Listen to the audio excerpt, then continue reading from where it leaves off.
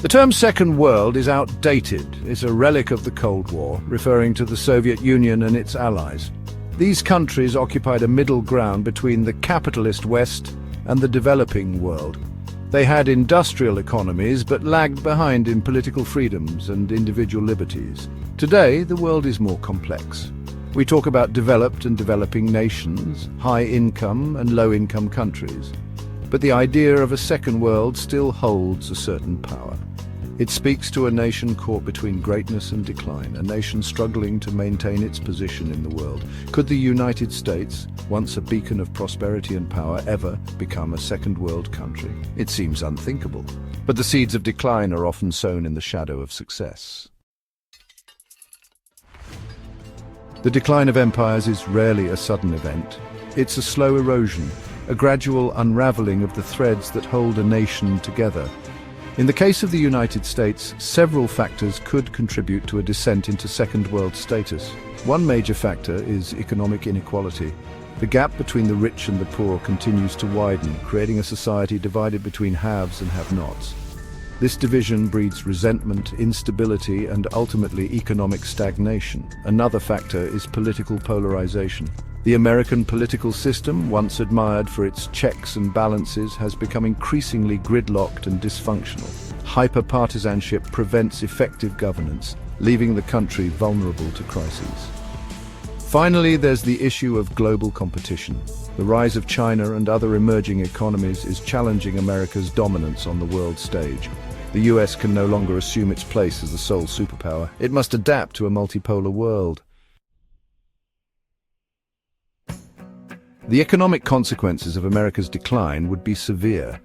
A shrinking middle class, coupled with a lack of investment in education and infrastructure, could lead to a drop in productivity and innovation. The US dollar, long the world's reserve currency, might lose its privileged status, leading to inflation and economic instability. American companies, once dominant in the global marketplace, would face fierce competition from rivals in Asia and elsewhere. The once booming tech sector, a symbol of American ingenuity, could stagnate without the talent and resources to compete globally. The manufacturing sector, already hollowed out by decades of outsourcing, would continue to shrink, leading to high unemployment and social unrest.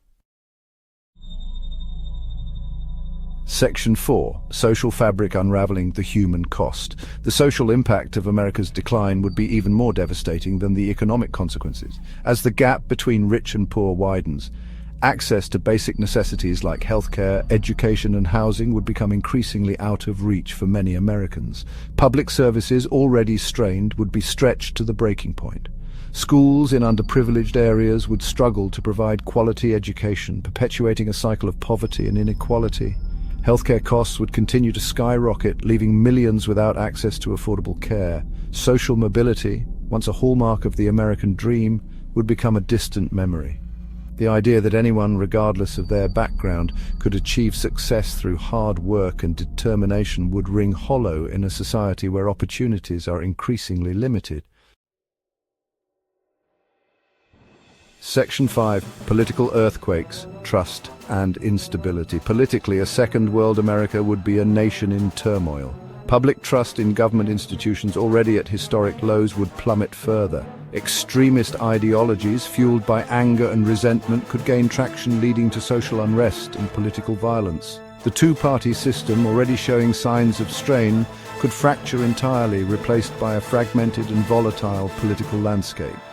The peaceful transition of power, a cornerstone of American democracy, could be threatened as different factions vie for control.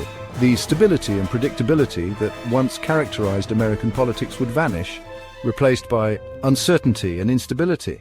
This would not only weaken America's standing in the world, but also make it difficult to address the very problems that led